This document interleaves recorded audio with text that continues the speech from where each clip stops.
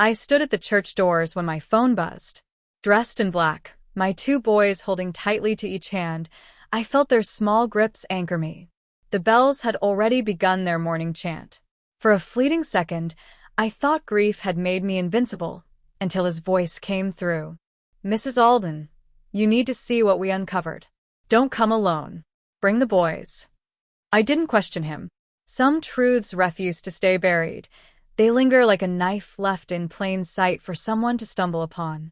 A year ago, I had buried my husband, Nathan, with a calm that startled everyone.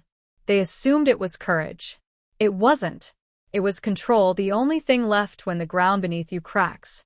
Nathan and I had met when we were young. He carried the scent of ink and ambition, his office lined with ledgers and framed moral codes. He told me honesty was cheaper than deceit, and I believed him, because love at the start always edits reality. Together, we built a life of tidy perfection. 2 sons, a modest law firm, a Sunday ritual in the same pews. He worked late. I trusted early. That trust was my first misstep. The warning signs were subtle. Missing files, a locked drawer where a pen cup once stood, calls he answered outside in the rain. I cataloged everything silently. Grief had taught me how to watch without surrendering. The evidence came, as it often does, by accident. An email sent to the wrong address, my name misspelled, a shell company, Nathan's signature in the wrong place. He wasn't unfaithful, he was betraying everyone. Clients, partners, even the church he worshipped in. Following the trail, I traced the benefit to his closest friend, Gabriel, godfather to our sons, the same man who had stood beside me at Nathan's funeral, calling him virtuous. Nathan hadn't been ill when he died. He was running from the truth he couldn't finish. I didn't scream. I didn't confront. I planned. I hired a forensic accountant under the guise of sorting the estate and let the church elders believe I was merely a mourning widow. I fed Gabriel what he craved, access, sympathy, time, and when he slipped, I recorded every misstep. A year passed. Nathan's office remained untouched, a mix of reverence and decay. Then came the renovation crew, hired to prepare it for sale. Behind a hidden wall, they discovered a safe. Inside were ledgers, hard drives, original contracts, and a handwritten note from Nathan. "If you find this, I failed."